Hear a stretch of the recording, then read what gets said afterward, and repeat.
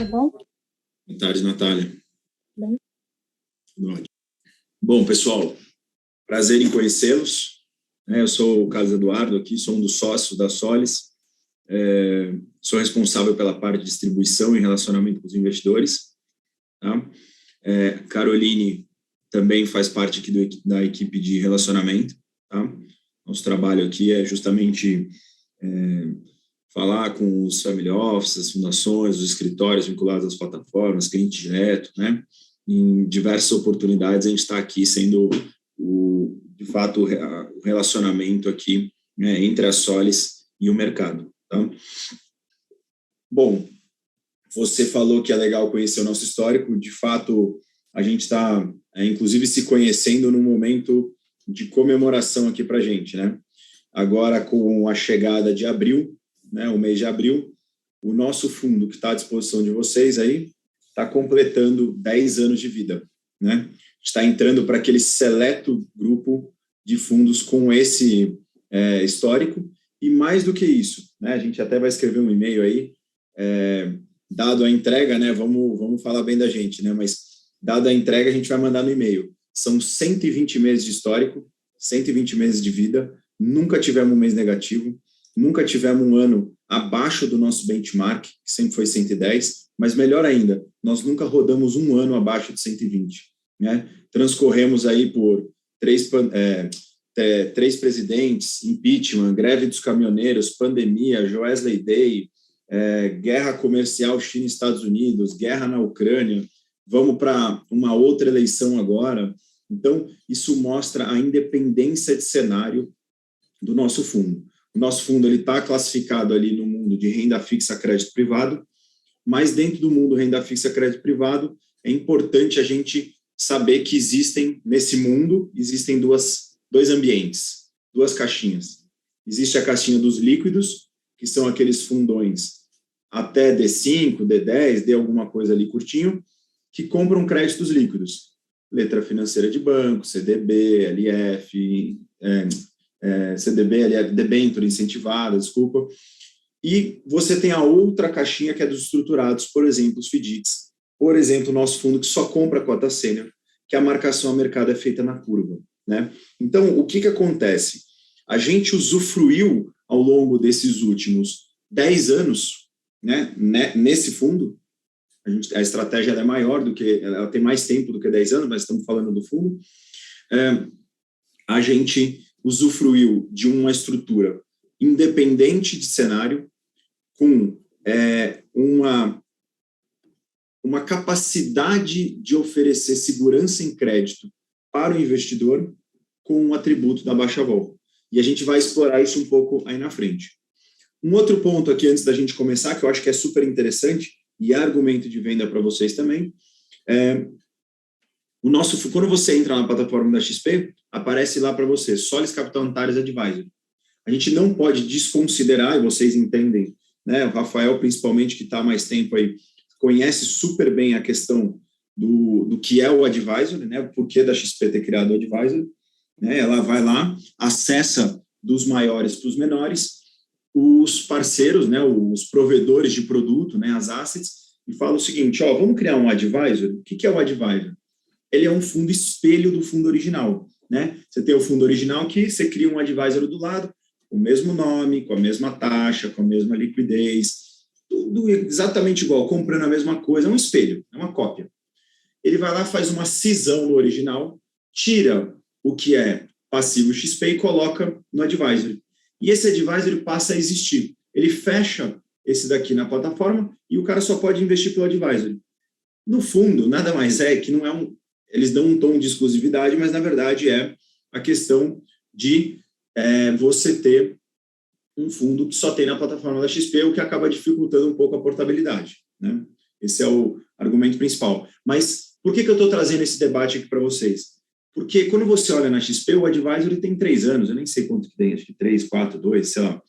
Mas a gente está falando de uma família de fundos, né, de uma coisa só, que iniciou lá em 12 de abril de 2012, desculpa. Agora, em 12 de abril de 2022, a gente está completando 10 anos de vida com todas essas entregas que eu comentei com vocês.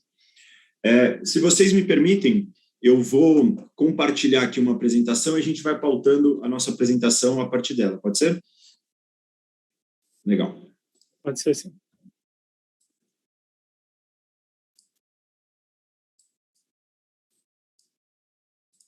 Bom, apesar da gente estar num momento muito melhor na questão de pandemia, mas a gente tem que fazer aquela boa e velha pergunta da pandemia, né? Vocês estão vendo a minha tela?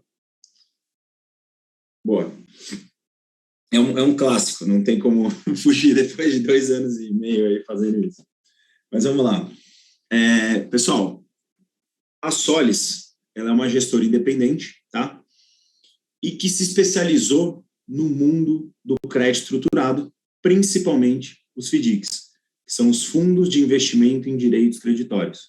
São operações de recebíveis. Vocês vão ver ali na frente, quando eu abrir um pouco os números da carteira, que a gente tem diversos lastros. Tem consignado público, consignado privado, duplicatas comerciais, né? Enfim, vocês vão ver que existem uma diversidade muito grande no nosso fundo. Mas os FDICs, eles são isso, são operações de recebíveis, tá? Então, hoje o mercado nos reconhece como uma casa especialista, uma casa referência nesse tipo de ativo, tá? Esse é um ativo que a gente já trabalha há 15 anos. A gente já teve na posição, parte da nossa equipe de crédito já teve, isso eu estou falando há mais de 12, 13 anos atrás, o nosso diretor de crédito foi sócio de uma das maiores factories do Nordeste durante mais de 15 anos, né? Ele saiu para montar o Petra, que é o banco, que hoje chama Finaxis. O Banco Petra, ele foi, durante muito tempo, um dos principais players na parte de prestação de serviços fiduciários, administração e custódia para fundo, né? E quando a gente saiu do Petra para montar a Solis, o Petra tinha, sei lá, 50% do market share em FDICs. Então, seja pela factory, seja pelo banco, seja pela gestora agora, a gente trabalhou muito com esse tipo de ativo e em todas as frentes, na parte de gestão, no fiduciário, do outro lado do balcão. Então, a gente tem um conhecimento muito grande, um conhecimento de causa muito grande para analisar esse tipo de ativo. Hoje, a Solis, falando um pouco de pandemia, né? O ano de 2020 foi um ano que é desafiador, foi desafiador para vocês, foi desafiador para nós, foi desafiador para XP, BTG, Itaú. Foi o ano de pandemia e foi o ano que a gente viveu ali o tal do lockdown, né? O efetivo lockdown, né? Realmente todo mundo ficou em casa, a indústria parou, o comércio parou, né? Então foi um ano super desafiador. Mas justamente por conta da característica dos nossos fundos, né? Eles transitaram pela pandemia sem nenhuma volatilidade. Quando a gente vai ter um gráfico ali na frente, vocês vão ver, e quando você traça um gráfico desde abril de 2012 até agora, vocês vão ver que o nosso fundo não tem volatilidade. Ele é uma linha reta contínua acima do seu benchmark, acima de outras classes, como o Ibovespa, HFA, entre outros. Então, por conta disso, a gente cresceu em 2020, muito aquém do que a gente gostaria, mas crescemos. Terminamos o ano um pouco acima de 4 bi. Agora, com o fechamento de dezembro de 2021, a gente terminou o ano um pouco acima de 6 bi. Né? Agora, com o fechamento de março, a gente já está muito próximo dos 7 bi. Tá? Isso acho que é um reflexo do momento que a gente está vivendo de aversão a risco e taxa de juros alta, né? O que faz com que produtos como o nosso fiquem super em evidência. Mas uma coisa que é interessante trazer para vocês é que ano passado foi um ano de juros baixos. Até a segunda metade de março, né, de 2021, a taxa de juros estava 2. Ela não foi de 2 para 11. Foi 2 para 2 alguma coisa, 3 alguma coisa, 4. Então, durante um certo tempo no ano passado, não foi interessante olhar muito para a renda fixa, porque não estava entregando muito retorno, né, comparado com a possibilidade de outras classes. Então, da onde que veio esse crescimento mais relevante de acima de 50%? A resposta foi que ele veio dos institucionais, né? Normalmente, o nosso fluxo maior sempre veio dos family offices e dos escritórios vinculados às plataformas. E a gente viu os institucionais, ano passado, se movimentando para analisar ativos, alternativas de ativos e principalmente os FDICs que pagam mais prêmio dentro do ambiente de renda fixa, né? Então, no ano passado, começou a investir com a gente, tá? O Asset, a 20, a Verde lá do Stuberg, JGP, a Western Asset lá, que tem o Paulo Klein, que é uma referência no mundo do crédito, né? Depois a Algme, que tem o Urbano, que é outra referência no mundo do crédito, Julius Baer, Rio Bravo, Ibiúna, e como cereja assim do bolo, nessa diversificação de passivo que a gente teve ano passado, o IFC, que é o braço financeiro do Banco Mundial, aprovou um investimento de 50 milhões de dólares na Solis, né? E vão fazer esse investimento agora ao longo de 2022. O que é interessante, qual que é o tipo de reflexão que a gente quer trazer aqui desse slide? Mais do que dizer nomes importantes do mercado, é dizer o seguinte: cada um desses caras fez uma due diligence na Solis. Cada um desses caras entrou aqui para saber como que a gente toca o nosso dia a dia, como que a gente olha o ativo antes de investir, como que a gente acompanha os ativos depois que eles já estão na carteira, né? E na visão de todos esses caras, a gente estava em compliance com o que deveria para ser elegível a investimento de parte do dinheiro deles, né? E isso acaba sendo uma chancela, seja para investidores que já estão no fundo, sejam para novos investidores que gostariam de entrar, né? Se você pegar, eu vou dar um exemplo aqui de diligência, né? O IFC, por exemplo, foram mais de um ano de diligências, né? Não foi brincadeira, foi mais de um ano de diligências, reuniões, seja com as mais diversas frentes, né? E no final ali a gente recebeu a aprovação dele, o que mostrou que a gente estava ali num patamar super interessante da parte de compliance, da parte de processos, tá? A segunda reflexão que a gente traz desse slide... E a 20 tem fundo também semelhante, não tem? Eles são investidores de FDICs, né? Mas no caso da 20, como é que foi, Rafael? A gente, como Solis aqui, a gente é gestor, estruturador e investidor de FDIC, certo? Na parte de estruturação, a gente não está dando crédito, a gente está estruturando operações, a gente está identificando operações de recebíveis no mercado e trazendo elas através de um FDIC, né? E, nesse caso da 20, eles investiram na Solis através de um ativo direto, né? Do TradePay, né? Que foi um FDIC que a gente estruturou internamente e que, como era um ativo maior de tamanho, os nossos fundos, sejam o Antares Advisor, sejam os outros fundos que a gente tem, alguns fundos aqui que compram cotas de FDIC, por exemplo, fundo exclusivo com a FUNCEF, com outros family office e tudo mais. Então, o que era permitido cada fundo desse comprar, o que tinha de bolso para comprar, a gente, nas concentrações permitidas, a gente foi lá e comprou. Só que como era uma operação maior, sobrou espaço para levar ao mercado. E a gente levou ao mercado e aí eles, por exemplo, investiram nesse ativo. Então, foi esse caso. Então, no caso da 20, eles encarteiraram, né, essa operação em algum fundo deles. Então, só para ver se eu entendi, né, que vocês aí na Solis, vocês estruturam o FDIC em si, né? Já no caso da 20, eles só investem no FDIC já pronto. Isso, mas assim, a gente estruturar é um dos nossos trabalhos. Sim.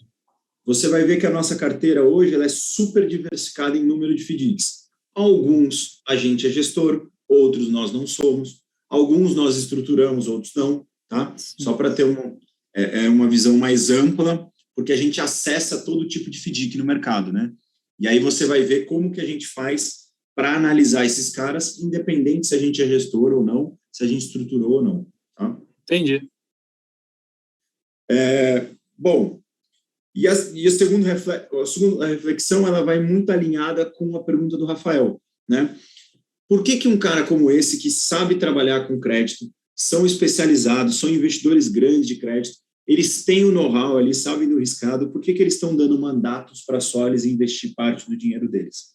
Porque na visão deles, a Solis ela tem uma especialização num tipo de crédito, né? Num ambiente do crédito que é o crédito super pulverizado, né? E para trazer como exemplo essa super pulverização, eu trago aqui para vocês os números da carteira do Advisor, do Antares Advisor. Hoje, até não quis ser anticlímax, Rafael, mas são 62 FDICs na carteira, né? É por isso que eu não falei ali na sua pergunta, mas são 62 FDICs na carteira hoje, são os mais diversos lastros diferentes. Quando você pega esse número de 62, ele por si só já é uma diversificação maluca, né? Muita diversificação. Ainda mais quando eu digo que a nossa maior exposição está ao redor de 7%. Quando você vai olhar a carteira do fundo, você vai ver que ao redor de 70% da carteira são de ativos de menos de 4%, né? Até 4%, 2 alguma coisa, 3, 1 em alguma coisa. Então, a nossa carteira não tem nenhum tipo de concentração. Mas se há uma pulverização muito grande no número de ativos, nos lastros também, como eu comentei, são recebíveis comerciais, consignado público e privado, cartão de crédito, corporativo, energia solar, fintechs. Então, isso vai descorrelacionando o fundo com um determinado tipo de lastro, né? Se a gente olhar esses 62 FDICs somados e ver qual que é a subordinação média que eles têm na prática na carteira deles, ela é hoje ao redor de 40%, né? 39,14%. E vamos dar um passo atrás para a gente entender um pouco mais sobre a tal da subordinação. E se eu estiver sendo repetitivo em algum conceito, vocês me aceleram, tá? Vou trazer alguns conceitos do FDIC. Quando você vai comprar uma cota de FDIC, você está comprando um ativo de crédito, certo? Como uma debênture, como um CRI, um CRA, um CDB, uma LCI, uma LCA. Só com uma diferença, você não está comprando um ativo, você está comprando um fundo. E dentro desse fundo, né, o Fundo de Investimento em Direitos Creditórios, dentro desse fundo você tem uma estrutura de capital. Nessa estrutura de capital, você tem tipos de cota, né? Quais são as duas principais? E todo FDIC tem cota sênior e cota subordinada, certo? Na visão da Solis, cota sênior é cota de investidor. Cota subordinada é cota de, tem que ser, na verdade, de quem escolhe ou cede o crédito para aquela operação. Se é um banco cedendo aquele crédito, ele tem que ser o cotista subordinado, né? Se é um cara, né? Se é uma operação ali escolhendo que tipo de recebível que ele vai comprar, por exemplo, eu vou comprar o recebível do produtor de garrafa PET que vendeu para a Ambev, ou eu vou comprar o recebível do produtor de peças que vendeu para a Fiat? Quem toma essa decisão? Quem tem esse racional do crédito, né? Quem tem todos esses processos de crédito para ver o que ele vai poder fazer ou não, esse cara tem que ser a primeira perda. Na verdade, ele tem que ser o cotista subordinado, né? E por que esse nome de subordinado? Porque o ganho dele é subordinado ao cotista sênior, né? Ele só vai receber depois que todos os cotistas sêniores receberem. Trocando em outras palavras, quem absorve a inadimplência é o cotista subordinado. Quem absorve os custos do FDIC é o cotista subordinado. Então, ele é o cara que está nos protegendo com o dinheiro dele, né, de um eventual crescimento de inadimplência, certo? Então, um dos principais atributos de proteção do FDIC é a tal da subordinação. Quer dizer o seguinte, no caso do nosso fundo, se a gente tem em média 40% de subordinação, essas operações desses 62 FDICs teriam que ter 40% de inadimplência para que eles fossem totalmente consumidos e a partir de então um cotista sênior passaria a ser atingido. Mas lembrando, os FDICs têm regulamento, e o regulamento dele, por exemplo, diz se o mínimo de subordinação dele é de, sei lá, 40%, caiu de 40% para 39%, não espera voltar. O regulamento diz que esse cara tem que repor o mínimo de subordinação em até 10 dias úteis. Senão, chama-se uma assembleia para entender se a gente quer ou não continuar na operação, né? E um ponto que eu não falei é o seguinte, a gente não só exige que quem cede ou escolhe o crédito para aquele FDIC seja o cotista subordinado, como a gente exige que isso esteja no regulamento e o cara não pode vender até o final da vida do fundo, né? Bom, falamos aqui da subordinação, mas a gente tem que tratar a subordinação como uma carta na manga, como uma possibilidade se eu precisar usar. Qual que, na verdade, é a maior proteção de fato dos FDICs? É o tal do spread excedente que esses caras trabalham. O que é o tal do spread excedente? Como é que eu vou explicar ele? Eu explico ele começando com uma pergunta, né? Por que será que esse cara topa, né, proteger a Solis com 40% de dinheiro próprio. Porque ele é o melhor amigo da Solis? Não, porque ele ganha mais dinheiro do que a gente nessa operação. Enquanto ele está nos captando numa cota sênior a CDI mais 5, ele está pegando o nosso dinheiro e emprestando a CDI mais 35, né? Igual um banco. Vamos dizer que a Natália vai lá comprar um CDB do Bradesco. Ela vai lá colocar 100 mil, o CDB vai pagar 1% ao mês, né? Grosseiramente falando aqui. O Bradesco vai pegar 1%, o dinheiro dela, que ele captou 1% ao mês, vai emprestar 4% no financiamento de veículo, né? 4% ao mês é 48% ao ano, né? Então, o cara que está captando a gente a CDI mais 5 está emprestando dinheiro a CDI mais 35. CDI mais 35 menos CDI mais 5 sobram 30% ao ano. Aí esse cara tem 5% de inadimplência média, sobram 25% ao ano. Aí esse cara tem 2% de custo no fundo dele, sobram 23% ao ano. Então, nessa conta aqui, o cara está pagando os custos do fundo, remunerando os cotistas sêniores, absorvendo a inadimplência e a cota subordinada dele ainda está crescendo. Se as cotas subordinadas dele está crescendo, é mais proteção para a gente.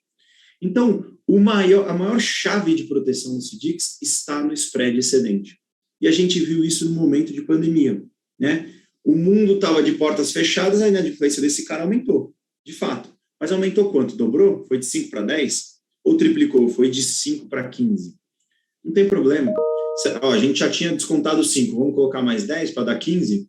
Então, o cara estava rodando a 23, não, ele passou a rodar a 13. Só que no momento que a taxa de juros estava, sei lá, não me engano, a 7, o cara estava rodando a 200% de CDI, no momento de pandemia, no maior teste de estresse que a gente poderia ter vivido para o mercado de crédito, com a cota subordinada dele crescendo, todos os custos pagos, inclusive de inadimplência, né? Então, spread excedente, subordinação e regulamentos são combinações poderosíssimas para proteger o investidor final de um problema de crédito, tá?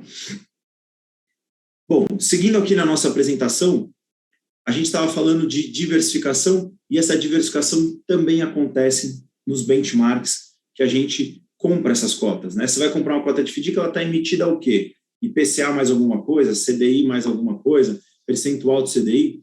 A gente costuma sempre diversificar esses benchmarks de forma a gente não ficar refém de política econômica, né? A gente não está aqui para dar retorno em 2021 ou 2022. Nosso fundo tem 10 anos de vida e ele transitou por diferentes momentos da nossa economia, diferentes momentos de política econômica, né, e conseguiu entregar alfa para o investidor, né? Se a taxa de juros estava 14,25, estava 2, ou estava indo para 12,75, como a gente está agora, né? Então, você também ter uma diversificação nos benchmarks é importante. Bom, entrando um pouquinho mais na carteira do fundo, e todo esse slide aqui, pessoal, é informação de diversificação, né? Exemplos de diversificação, né? Mas, somando esses 62 FDICs, a gente está falando num patrimônio superior a 10 bi. Se a gente dividir pelo número de duplicatas que tem dentro desses FDICs, a gente chega numa duplicata média de R$ 3.798. 3.800, com prazo de 48 dias. E por que isso é interessante na visão de crédito? Quando a gente fala em recebíveis, um ticket de R$ 3.800 é baixo. E quanto mais baixo é esse ticket, maior a propensão dele ser pago, né? Vamos dizer aqui que o Bruno tem vou arrumar uma dívida para o Bruno. Vamos dizer que o Bruno tem uma dívida de 40 mil, outra de 4 mil. E ele não tem os 40 para pagar a maior. O que ele vai fazer? Ele vai pagar a menor, né? Ele vai evitar ser negativado por uma frente menor e vai concentrar o poder de renegociação dele numa dívida maior. Então, quanto mais baixo é o ticket, maior a propensão dele ser pago. Isso é positivo no mundo do crédito. E depois o prazo ser de apenas 48 dias. Nessas duplicatas têm prazos de apenas 48 dias médio. Isso é muito interessante, porque faz com que esses caras consigam transitar de forma muito mais rápida pela economia. Seja por uma questão de retorno, seja por uma questão de risco. Na parte de retorno, o cara está dando crédito com um CDI a 2, né? Uma Selic a 2. De repente, a Selic 10 meses depois está a 11, né? Esse cara vai ajustando a taxa de retorno dele. Assim como ele estava no momento de pandemia, né? Na verdade, antes do momento de pandemia, ele estava dando crédito. Veio a pandemia. Ele estava dando crédito para diversos setores que estavam de portas fechadas. O que esse cara fez? Bom, deixa eu fazer um esforço aqui de cobrança desses recebíveis. Em média, em 48 dias, o dinheiro voltou para dentro de casa. O que ele fez a partir de então?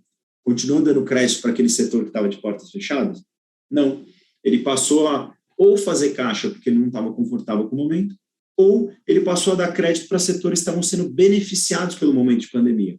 Por exemplo, setor farmacêutico, setor de transportes, alimentos, né? Então, o cara ter o prazo médio curto, ele transita rapidamente pelos setores que estão melhores, né? Isso também é positivo no mundo do crédito. E, por último, nessa questão da diversificação, a gente traz aqui o número dos CNAEs, que são os Códigos Nacionais de Atividade Econômica. Toda nota fiscal ela tem um CNAE e ela diz para qual setor da economia é aquele produto, né? O que mostra que quando a gente tem aqui quase 500 CNAEs diferentes, a gente não tenha nenhuma concentração em nenhum tipo de setor, né? Mostra que a gente tem aqui uma amplitude, né? Os FDICs que a gente investe transitam por uma amplitude de setores, né? O que é muito positivo também. Você ia perguntar alguma coisa, Rafael? Não, na verdade, te perguntar ainda lá sobre as cotas subordinadas e tal, né? Eu queria entender talvez um pouco mais aí qual o tamanho do risco, né, do investidor ali de ele ter, né, algum default impactando as cotas dele, né? Então, eu não sei, pelo que você falou, 40%, então precisaria ter 40% de default para começar a chegar nos clientes, é isso? Para os investidores. Em torno disso. O racional final seria isso.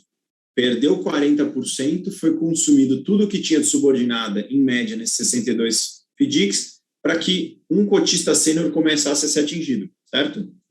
Só que lembrando, como é que faz para você ter 40% de inadimplência? Só se existe uma fraude, né? Porque, e de fato, né, isso é um dos pontos mais importantes num FDIC. Porque a estrutura por si só, ela dá conta da inadimplência. Não vai ter 40% de inadimplência.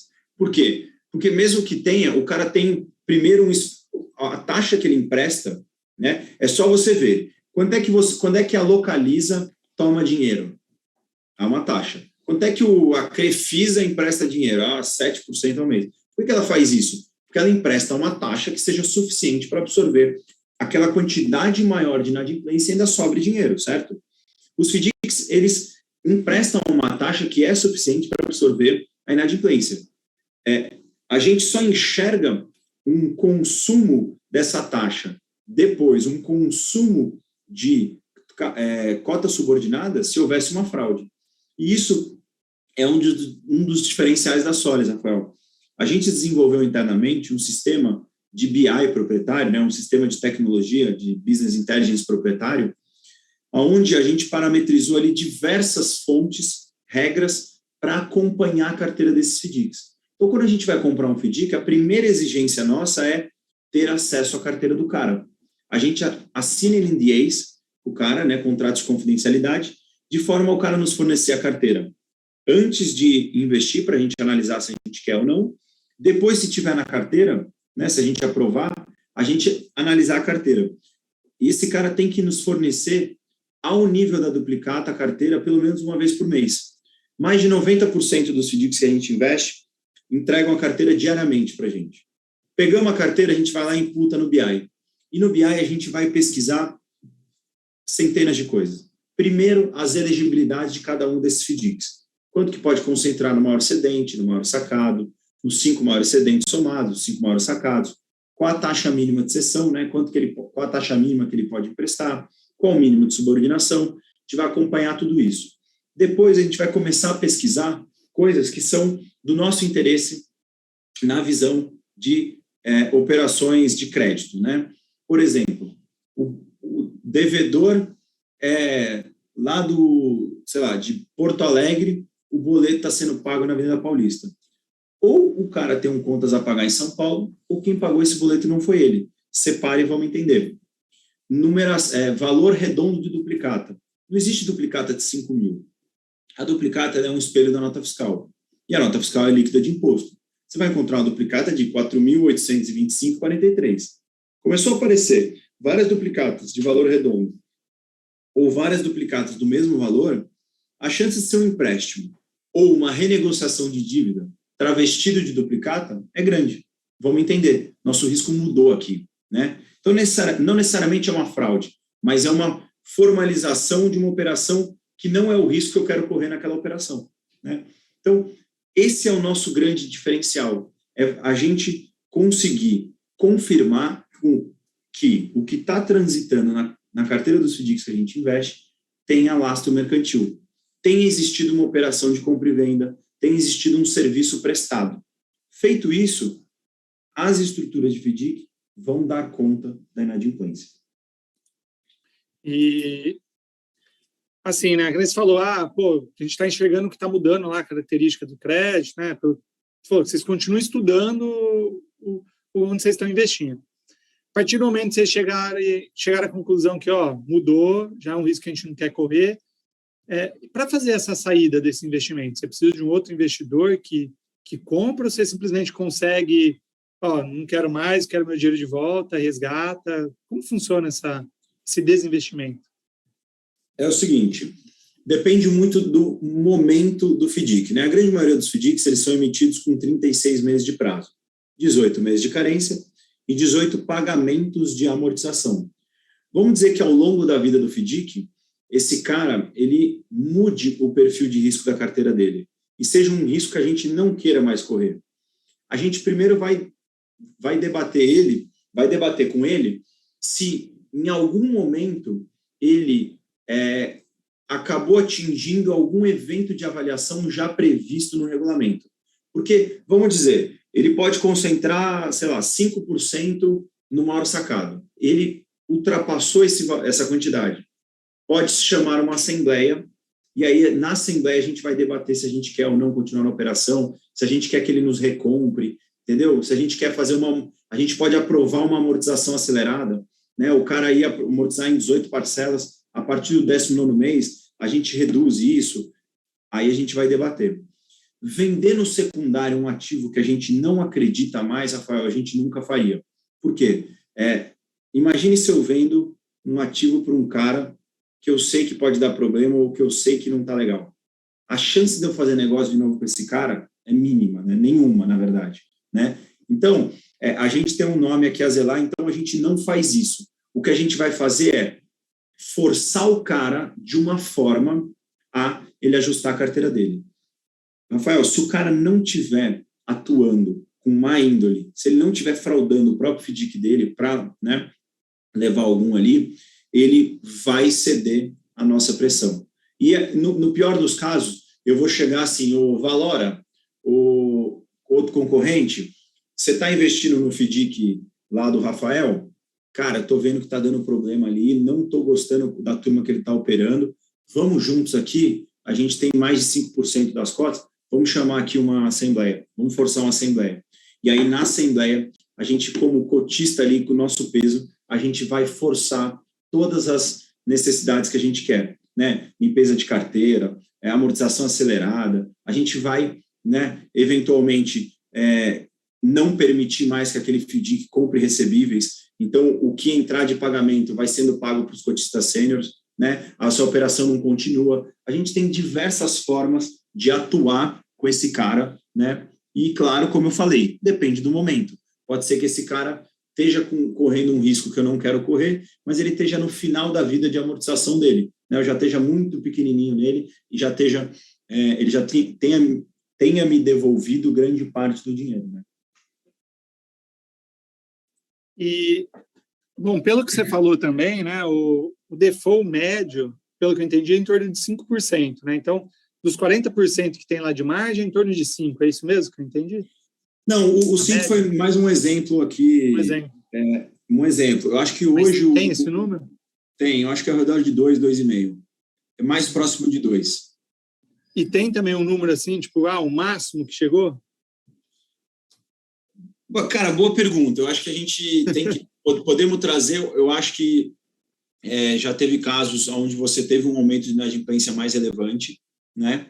E o que a gente fez foi atuar, né? E aí conversar com o cara, entender, tentar fazer ele limpar a carteira, e aí é caso a caso. Mas um número específico, Rafael, não me lembro aqui para te falar um número mágico de aumento de inadimplência que chamasse tanto a atenção, né? Mas foi o que a gente falou, vamos dizer que esse cara tivesse 20% de inadimplência. A taxa que ele empresta é suficiente? Não. Tá bom. Quem vai pagar essa diferença? Cotista subordinado, né? Então, o que a gente tem que acompanhar é se a subordinada dele pode ser até consumida, né? Vamos dizer que o mínimo de subordinação dele seja de 30%. O cara tem 39%. Ele tem 9% de gordura até bater o regulamento. Depois do regulamento, aí vai começar a aparecer os eventos de avaliação. O cara tem que repor num prazo X, se ele não repor, chama-se uma assembleia. Mas é um racional para você entender como que funcionaria uma deterioração de crédito, né? A deterioração ia acontecendo de forma ao que era rentabilidade no spread excedente, como fosse inteiro consumido e começasse a virar perda, né? Se vira perda, começa a consumir a subordinada. Se a subordinada é consumida até o mínimo e ela vem abaixo do mínimo, aí deixa quieto? Não, o próprio regulamento já vai acionar um evento de avaliação, por exemplo, para que a gente possa atuar como investidor, entendeu?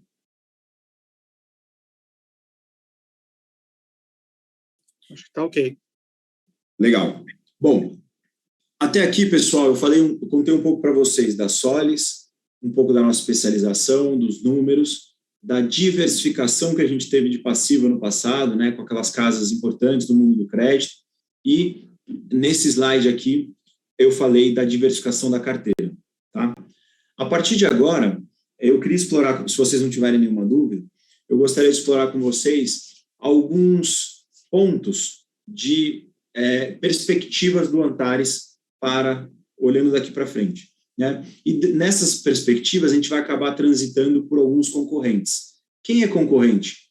É outro fundo de FDIC? Não necessariamente. Na nossa visão, concorrente é para onde vai o dinheiro. Vai para ações? Vai para multimercado? Vai para ativos atrelados à inflação? Não sei. Vamos olhar aqui e aí a gente entende como concorrente. Tá? Posso seguir por aqui? Boa. Pode sim. Legal. Bom, quem vai ser o primeiro, a primeira classe que a gente quer debater aqui com vocês? É justamente a classe dos fundos de crédito, né? Os fundos de renda fixa crédito. Ué, mas o Antares não é um fundo de renda fixa crédito? Sim, mas aí é aquilo que eu falei para vocês. Tem os líquidos, tem os estruturados, certo? No mundo dos líquidos, que são aqueles fundões com resgate, né, até D5, D10 ali e tal, que, na verdade, que compram créditos líquidos, né, as debêntures, as letras financeiras, os CDBs de banco, esses caras captaram muito dinheiro no último ano, né, e a gente quis entender o porquê que eles, qual foi o argumento de venda deles, né, qual que era a entrega deles para captar bastante dinheiro. E aí, para fazer alguns comparativos, a gente criou um filtro aleatório na plataforma da XP. A gente pegou e falou o seguinte, quando a gente estava fazendo o estudo, bora selecionar os 5 fundos com sufixo crédito privado, né, com a maior captação líquida até aquele momento. Apareceu aleatoriamente para a gente Axis Denali, Capitana Top, Azequest, Western Asset, Schroders. Se eu fizesse esse estudo um mês antes ou um mês depois, apareceriam nomes diferentes. Mas esses nomes, eles já exemplificam, né, essa classe de fundos, né? Aqui esses fundos grandes, mais líquidos. Aí a gente foi ver qual era o argumento de venda desses caras. E o argumento deles é o seguinte, além da liquidez, né, que o nosso fundo, por exemplo, é um D60, esses caras são mais líquidos, além da liquidez, esses caras estavam falando, ô Bruno, dá uma olhada aí nos últimos 12, 15, 18, 20 meses do meu fundo. Olha como eu estou rodando bem. E, de fato, eles vinham rodando super bem. Mas por quê? Eles vinham pautados por uma marcação ao mercado mais expressiva no momento de pandemia. Qual que é a analogia que a gente faz aqui? O cara que era investidor desses fundos, veio a pandemia, se o cara resgatou, ele realizou uma perda. Se o cara continuou nos fundos, ele não ganhou dinheiro, ele recuperou o valor. E essa recuperação de valor dos ativos da carteira desses caras fez com que os retornos nominais, né, mensais, fossem muito relevantes. Só que o que aconteceu já mais no final do ano passado, principalmente com a entrada de 2022? Os ativos, no modo geral, voltaram às suas precificações normais. E esses caras voltaram a rodar próximo do 100% CDI. Sem ter alguma coisa, né? E eles estão errados? Não. Eles estão entregando o mandato deles, né? São fundos mais líquidos que vão rodar mais próximo de 100% CDI, né? Então, esses caras que foram super concorrentes em 2021 não vão ser concorrentes em 2022 por conta da capacidade de entrega do nosso fundo vis-à-vis a capacidade de entrega deles, né? Quando a gente estica o gráfico nos 24 meses que abrangeram ali o principal momento da pandemia, vocês vão ver que o Antares, no caso, está rodando a 150 do CDI, né? Está entregando muito mais retorno e fazendo isso sem nenhuma volatilidade, né? E aqui está um bom exemplo de um momento super importante que foi a pandemia, tá? Essa tabelinha de baixo, o retorno nominal anualizado, ele mostra qual que era a expectativa de retorno. Então, o cliente do Rafael entrou lá no Antares em janeiro, fevereiro do ano passado. Quanto que eu vou receber em 12 meses? 3, 3,5. Né? Taxa de juros lá, baixinha. Depois 4, depois 5, 6, 7, 8, 10. Terminou o ano rodando, né? Com uma expectativa, terminando a 1%, né? Com uma expectativa de 12% ao ano. Mas será que é só isso que o Antares está se propondo a entregar para o investidor? Vamos entender nesse slide. Ano passado, para o Antares Advisory, a gente comprou 360 milhões de reais em cotas de FDIC. Isso representou 35 diferentes nomes, a uma taxa média de CDI mais 5,15. E aí eu trago aqui para vocês a informação do duration. Já expliquei ali no começo, mas vamos reforçar. Os FDICs, eles vêm com prazo, a grande maioria, de 36 meses, 18 meses de carência e 18 pagamentos de amortização. A partir do 19º mês, ele começa a te devolver o dinheiro. Isso dá um duration ao redor de 27 meses. E por que essa informação é legal da gente debatê-la aqui? Porque quer dizer, então, que quando eu invisto num FDIC, numa cota sênior, eu sei exatamente quando ele vai me amortizar. Então, eu consigo controlar internamente o meu fluxo de amortização mensal. Hoje, no Antares, o fluxo é ao redor de 25 milhões. Então, todo mês eu amortizo 25 milhões em cota de FDIC, estou com esse dinheiro que foi amortizado, eu tenho que comprar novos ativos. Tenho comprado a uma taxa ao redor de CDI mais 5. Né? Só que a que taxa que eu estava amortizando esses caras? A grande maioria são taxas menores de CDI mais 5. Né? Por quê? Eu estava negociando lá, sei lá, com a Natália, o FDIC dela lá, cota sênior em 2019. Estava negociando com ela uma taxa de CDI mais 3, por exemplo, quando isso era o suprassumo do investimento ali naquele momento. Então, o que está acontecendo no nosso fundo hoje? Eu estou amortizando um monte de ativo, por exemplo, a CDI mais 3, comprando a CDI mais 5. Amortizando a CDI mais 3, comprando a CDI mais 5. Isso está fazendo com que o carrego da carteira do Antares também vá subindo gradativamente. Carrego subindo, taxa de juros subindo, é uma combinação poderosíssima para entregar alfa para o investidor. Essa tabelinha da direita, a gente desenvolveu ela para comparar o Antares com os ativos atrelados à inflação, ativos atrelados ao IPCA. E por quê? Porque eles entregaram muito retorno em 21. A taxa de juros, a inflação, ela veio muito acima do esperado todos os meses do ano passado e virou o ano fazendo isso, né? Só que, como é que você controla a inflação? Subindo juros. O Banco Central vai subir juros e vai fazer isso de forma robusta até ele controlar a inflação. Apesar das últimas reuniões do Copom, a sinalização foi que a gente pararia em 12,75, a questão é só que eles esqueceram de avisar a inflação, né? Que continua vindo muito forte. Então, é possível que a gente vá além dos 13. Taxa de juros subindo favorece um produto como o nosso e desfavorece ativos atrelados ao IPCA, né? Então, essa tabelinha, quando você olha a carteira do Antares, o carrego nosso, líquido de taxa de administração, é de CDI mais 3. Quando você olha a expectativa de juros, olhando lá na frente, um ano, né, 252 dias úteis, quando a gente fez o estudo, ao redor de 11,9. Isso está até acima, viu, hoje, se a gente for olhar. Só que não importa. O estudo, da mesma forma que a expectativa de taxa de juros é maior, a de inflação também. Então, no final das contas, a diferença dá a mesma. Então, o racional da tabela é o mesmo. Então, quando a gente fez o estudo, a curva, a expectativa de juros era de 11,9 em 12 meses. 11,9 mais 3, nosso fundo estaria rodando a 14,9, né? 15% ao ano. Para comparar com ativos atrelados à inflação, a gente pegou a NTNB 2028, que era o meio do caminho do que estava sendo emitido naquele momento e as últimas. E apareceu para a gente a NTNB 2028 pagando IPCA mais 5,2. A inflação implícita em 12 meses era de 6,8. 6,8 mais 5,2 dá 12. Então, isso quer dizer que o nosso fundo estaria rodando a 15 e ativos atrelados à inflação a 12. Isso quer dizer que a gente estaria rodando 8% acima da inflação e 3% acima da NTNB. Todos esses números já subiram. Então, é possível que a nossa expectativa esteja acima de 15%. Tá? Então, os ativos atrelados à inflação, que foram super concorrentes em 21, não vão ser tão concorrentes em 2022, vis-à-vis a capacidade de entrega de um produto como o nosso.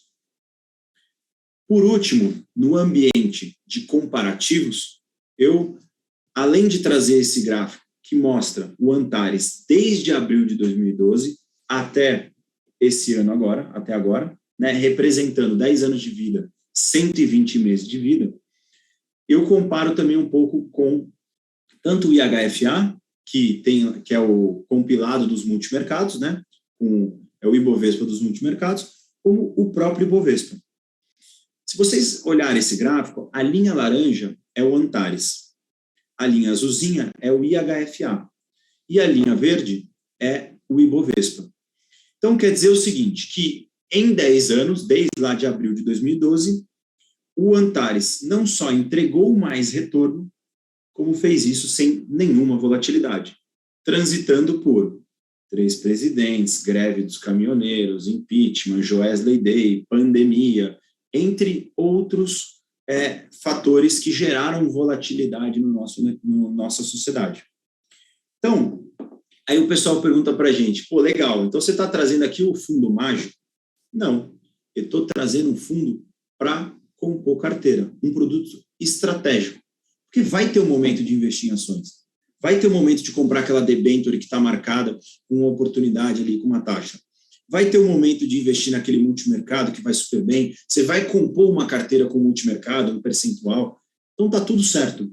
Mas você pode ter um pouco de Antares também para usufruir dos atributos dele.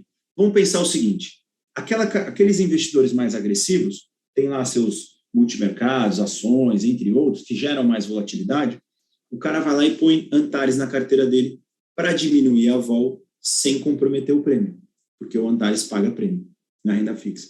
Assim como vocês também devem ter por aí, aquele investidor mais conservador, seja uma pessoa física, seja até mesmo um caixa de uma empresa, né, uma PJ. A PJ tem 10 milhões aí com vocês. 5 milhões, ela precisa ter liquidez, ela precisa ter acesso, ela vai ficar naqueles fundos mais líquidos, ou em ativos mais líquidos. Mas tem 5 milhões que ela não usa, principalmente em 60 dias, que não é um prazo muito grande. E ele não quer ficar rodando esse dinheiro muito próximo de 100% de CDI. Ele vai lá e põe no Antares para melhorar o prêmio. Então, seja para melhorar o prêmio numa carteira conservadora, seja para diminuir a vol de uma carteira mais agressiva, o Antares, ao longo da vida dele, ele sempre transitou em todo tipo de investidor, um perfil de investidor. Então, ele sempre foi tratado como um produto estratégico. Mas uma coisa que é super importante, apesar dele ser um fundo estratégico, em 2022, provavelmente, ele vai ser um dos produtos que mais vai gerar prêmio para a carteira dos investidores. Ele vai ser o que mais vai gerar prêmio na carteira dos clientes da Passagada? Não sei, mas vai estar entre os top 3 com certeza. E isso é uma novidade? Não. Aconteceu em 2016. Taxa de juros bateu 14,25, o Antares rodou a quase praticamente 17 e foi um dos ativos, né? Foi uma das classes de ativo que mais entregou prêmio naquele ano, né? E é um pouco do que a gente está vendo de possibilidade para o ano de 2022. Tá? Aqui, pessoal, quer perguntar um negócio, Rafael? Eu ia perguntar só para entender aí também a parte técnica da coisa, né? O Antares, né, ele vai bem flat e tal, porque, como você disse, ele é marcado na curva, né? E não marcação a mercado. Mas o que acontece num cenário aí, né, pensando num cenário ruim, né, que vocês tivessem uma quantidade de resgate muito grande, tivesse que se desfazer dos FDICs que você tem em carteira. Qual seria o impacto que poderia causar nisso, né? Poderia ter algum impacto ou não? Você consegue vender na curva e está tudo certo? Legal, Rafael, boa pergunta. E eu não vou nem te responder ela com uma possibilidade. Eu vou te responder ela com uma situação na prática. Pandemia, né? Não só a Solis, como o mercado como um todo, houve um acesso à liquidez muito grande, por diferentes motivos. Preocupação com o momento, necessidade de dinheiro para colocar na casa, na empresa, no que seja, por oportunismo. Deixa eu sair desse fundo que não caiu, que é o Antares, vou pegar aqui 100 mil aqui da minha carteira e vou colocar em ações que caiu para caramba, acho que é uma oportunidade. Então, houve uma movimentação de carteira muito grande. Você lembra, né, porque você também participou disso.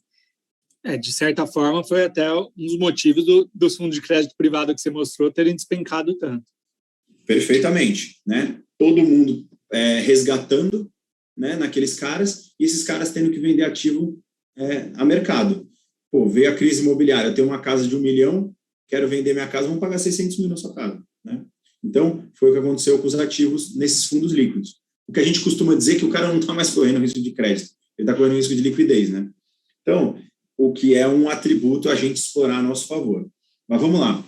Quais são os 3 pilares de liquidez do Antares? O primeiro deles é caixa. Como qualquer outro fundo, tem uma parcela investida em fundo de caixa D1, né? D0, desculpa. Depois, a gente tem uma parcela. A grande maioria dos FDICs, eles são fechados, mas existem os abertos. Então, a gente tem uma parcela da nossa carteira investida em FDICs abertos, com prazo de resgate abaixo de 60 dias. O terceiro pilar é controlar o nosso fluxo de amortização mensal. Todo mês é devolvido dinheiro conforme o regulamento de cada um dos FDICs, né? Então, fluxo de amortização mensal, FDIC aberto e fundo líquido, né, fundo de caixa, a soma deles, a gente tem mais de 25% em liquidez imediata. Mas se vem uma pandemia, a gente tem talvez um resgate até maior do que esse percentual. O que a gente fez na pandemia, que foi uma sacada super bacana do time de gestão da Solis? A gente percebendo que os resgates estavam crescendo e não sabendo até onde isso ia parar, a gente falou o seguinte, a gente não quer acessar o mercado secundário num momento como esse. Se a gente acessar o mercado secundário, vão pagar preço de banana qualquer ativo, né? Então, vamos fazer o seguinte, a gente começou a perceber que esses caras, esses FDICs que a gente investiam, esses caras estavam fazendo caixa, porque eles não estavam confortáveis com o momento. Porque, lembrando, quem é a primeira perda? São eles. Quem é o cotista subordinado? São eles. Então, esse cara, diferente, por exemplo, de um gestor de risco de mercado, um gestor de ações, né? O cara caiu um monte de coisa, ele está procurando qual é a oportunidade para ele investir. O cara de FDIC, não. O cara mete o pé no freio, porque a primeira perda é ele. Se o ambiente deu uma deteriorada, esse cara mete o pé no freio. Se ele mete o pé no freio, ele está fazendo caixa. Se ele está fazendo caixa, o dinheiro dele está rodando a 100% CDI. Só que ele está pagando CDI mais 5 para a gente na cota subordinada. Quem está pagando essa diferença? Desculpa, na cota sênior. Quem está pagando essa diferença? Ele, cotista subordinado. Então, a gente chegou para esses caras e falou o seguinte, meu amigo, você está confortável com o momento? Não. Você está colocando dinheiro na rua? Não. Estou fazendo caixa aqui. Então, é o seguinte, Quem está pagando essa diferença é sua cota subordinada. Vamos fazer o seguinte, eu estou achando aqui que a gente está tendo muito resgate. Vamos fazer uma amortização acelerada? Aí, sei lá, vamos dizer que você tinha que me pagar 1 milhão nos próximos X meses. Em vez de você pagar 1 milhão, paga 5 nos próximos 3. Vamos fazer uma amortização acelerada. Por quê? Para você é um benefício que você tira carrego negativo da sua carteira. E para nós, a gente vai fazer frente aos resgates que a gente possa vir a ter, não vai transitar pelo ambiente de secundário, vai continuar entregando nenhuma volatilidade para o investidor, e isso vai se refletir de forma positiva ali na frente. A gente vai voltar a ter funding, e a gente, como a gente já tem uma boa parceria, tal, a gente vai ser funding para vocês também. Foi exatamente o que aconteceu, Rafael. Esses caras, a gente foi lá, e isso é a parte bonita da história, né? Mas teve que chamar a assembleia, todo aquele trabalho maluco, né? Enfim, e a gente conseguiu fazer as amortizações aceleradas. A gente fez um montante de caixa maior e se criou naquele momento um quarto pilar de liquidez.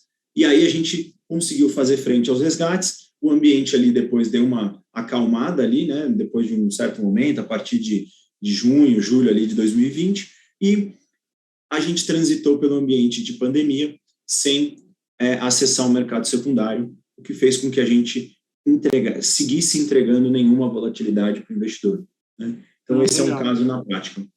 Viu, cara? Só para ver se eu entendi, né?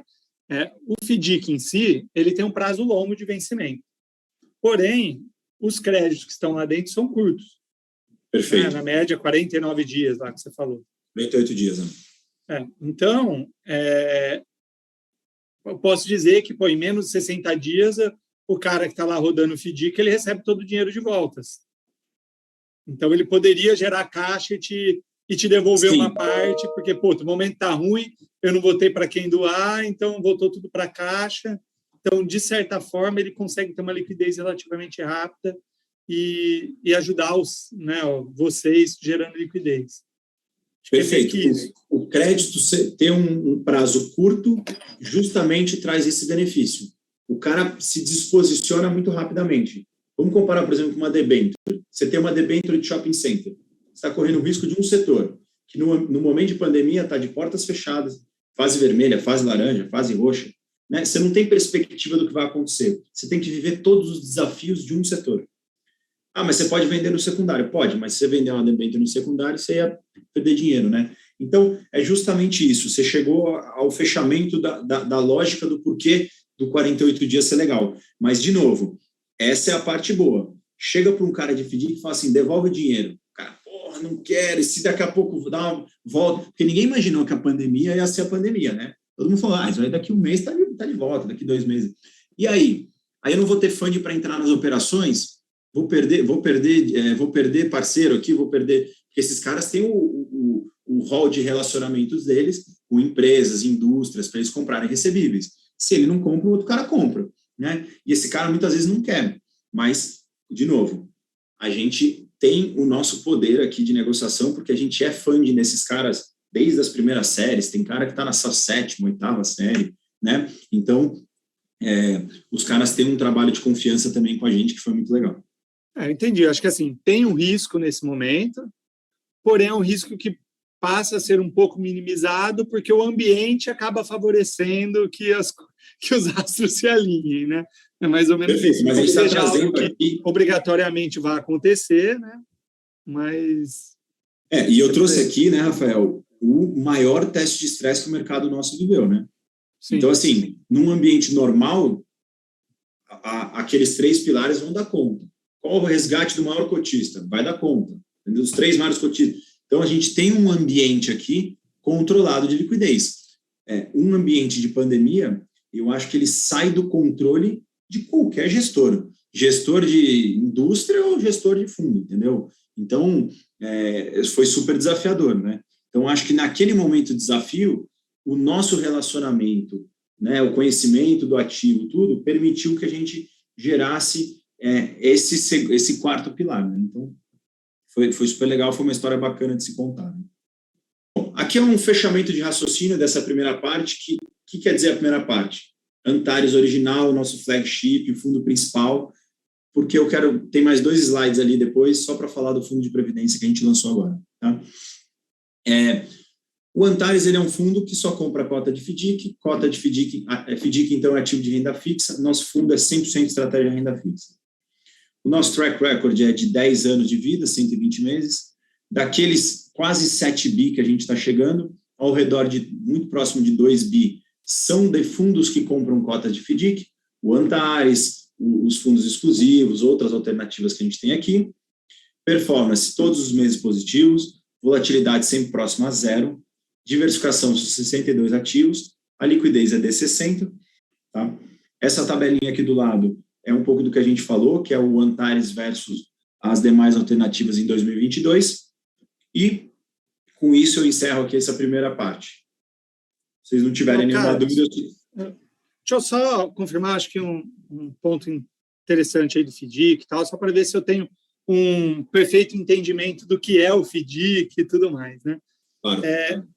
FDIC, né, até onde eu entendo, ele é um fundo ali que ele compra crédito de diversas empresas e, em geral, são empresas pequenas, que têm, pequenas assim, né, relativamente pequenas, né, somente comparada aos debêntures e tal, mas que tem como contraparte alguma empresa grande de um potencial melhor ali de crédito, de pagamento, né? E não sei se é o caso de vocês, mas em geral também sempre são créditos já performados, né? Ou seja, é uma empresa que prestou algum serviço, que já foi executado, produziu e só falta o pagamento. Então, é exatamente dessa forma que funciona? Está correto? É isso. A única questão é que não necessariamente a empresa é pequena, é média ou grande, ou o sacado ou o cedente é maior ou menor que o outro. Às vezes você tem cedentes sacados pequenos ou cedentes sacados grandes, entendeu? Porque eu entendo assim, né, que de certa forma é o cara que para ele faz sentido pagar receber ali, né, um deságio maior naquele título dele, porque para ele, aquela taxa ele não consegue nada melhor, né? Então acaba Exatamente. O que o cara vai fazer? O cara produziu garrafa PET e vendeu para a Ambev. A Ambev vai pagar em 120 dias ele, por exemplo. Esse cara fala, deixa eu adiantar esse recebível com um banco, com um fundo, né? Eu tinha a receber 100 mil, eu topo receber 90, né? Essa diferença é a taxa de retorno de quem comprou o recebível, né? E esse cara, aí a Ambev, no caso, passa a dever o fundo e não mais o produtor de garrafa PET. Tá? Mas é mais ou menos isso. Esse é o conceito mesmo. Fechando aqui o racional, é esse mesmo. Tá, já. Legal. Bom, pessoal, até aqui, então, a gente falou do nosso flagship, né? Nosso principal produto. Tem 10 anos, está na plataforma da XP, se eu não me engano, já uns 8. E vamos, então, agora falar um pouco do nosso fundo que a gente criou agora em dezembro de 2021. Tá? Então, mais ou menos agora, no meio de abril, ele vai completar 4 meses de vida, ou seja, ele ainda não completou 4 meses de vida. Ele até, um número interessante para trazer para vocês, o fundo já ultrapassa aí os 160 milhões de reais, tá? Eu acho que, de certa forma, isso é uma chancela, né? Uma confiança que o investidor está dando na Solis pelas entregas que a gente tem nesse fundo que a gente falou até agora, que é o Antares original, né? Mas, vamos lá, como é que surgiu a ideia de criar um fundo de renda fixa no ambiente de previdência? Em conversas com a XP, né, nos provocando e falando, puxa, vocês têm aí uma especialização no mundo do crédito, né, principalmente nos FDICs. Os FDICs são ativos que pagam prêmio na renda fixa, né, pagam mais prêmio na renda fixa. Depois, tem um alto grau de proteção, né, quando você considera aquela estrutura de capital, cota sênior, cota subordinada. Nesse fundo, a gente também não investe em subordinada, né, assim como o Antares original. E tem o atributo da baixa volatilidade. Então, maior rentabilidade, proteção, baixa vol, são atributos que se alinham muito com o investidor de previdência. O investidor de previdência, primeiro, sem dúvidas nenhuma, está buscando a eficiência tributária que os investimentos de previdência permitem, mas também está pensando no longo prazo, aposentadoria, olhando lá na frente. e esses atributos se alinham muito com esses objetivos. Bom, com essa demanda na mão, a gente foi lá e criou o Solis Antares XP-Seg Previdência. E uma coisa que é super importante a gente deixar claro para vocês é o seguinte: o Antares Previdência não foi criado para concorrer com o Antares original. O Antares original é 100% FDICs. O Antares Previdência, ele tem até 25% em cota sênior de FDIC, que é o que a norma permite, a norma dos previdenciários. Então, o Antares Previdência ele foi criado para concorrer com fundos de renda fixa no ambiente de previdência. E nesse mundo, qual que é a nossa proposta? Dar mais retorno com menos volatilidade. Como que a gente está se propondo? 25% em cota sênior de FDIC. Nessa parcela, a gente quer trazer FDICs bem montados, bem estruturados, com boa subordinação, mas aqueles que paguem mais prêmio, né? De forma a ser aqueles ativos que vão ajudar a gente a entregar mais alfa para o investidor sem volatilidade. Depois, 50% em títulos de crédito high grade, debêntures, CDBs, letra financeira. E aqui com uma diferença dos fundos tradicionais de renda fixa. Aqui a gente tem uma proposta de comprar ativos que pagam bons prêmios, mas não ficar operando curva de juros. A nossa ideia, inclusive, é redear esses ativos para essas oscilações menores, essas oscilações tradicionais do dia a dia, né? Então, esse 50% com uma visão de book de carrego. E, por último, 25% em títulos públicos com uma visão de ferramenta de liquidez.